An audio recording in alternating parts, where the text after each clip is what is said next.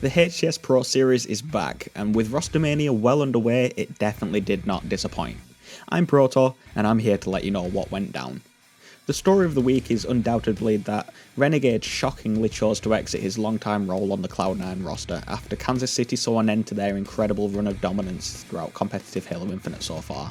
For this week, Cloud9 trialled Bound, who is still contracted by FaZe, in Renegade's place, which is a big risk but also a huge opportunity for the rookie player. Despite a potentially monumental change of personnel, Cloud9 still managed to comfortably reach the grand finals to face up against Optic Gaming.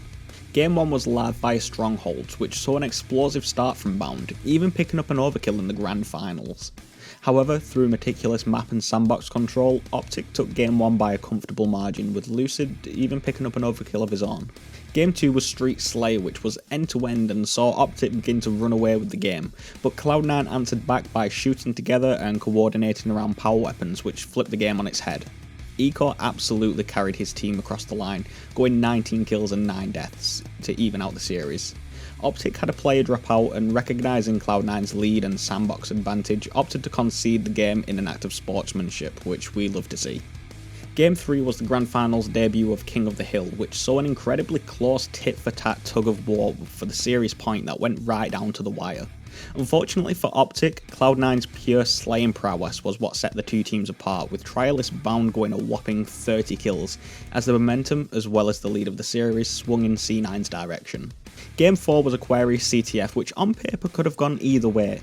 Optic pulled a couple of early flags, but they couldn't find their way back home, and once Cloud9 took the lead, it was the beginning of the end, as Cloud9's aggression and map control saw Optic forced to defend and struggle to push out of their end of the map. The game ended by time 2-1, as Cloud9 take the first Pro Series of Split 2. Elsewhere, there isn't too much to comment on, as E-United, Sentinels and FaZe were all absent for this week's Pro Series. However, I do want to highlight a really great run from G2, who actually managed to take a game off Cloud9 in the winners semi-finals. The player of the week had to be none other than Bound, who had everything to prove stepping into the shoes of Renegade. But following this week, I wouldn't be surprised if Cloud9 opt to pick him up permanently. For example, in Game 4, Bound managed to drop 31 kills as well as 2 flag caps, proving he can bring more to the game than just a slaying prowess. And that just about does it for this week. If you enjoyed this video and found it useful, then please leave a like and consider subscribing. Thank you for watching, and I'll see you in the next one.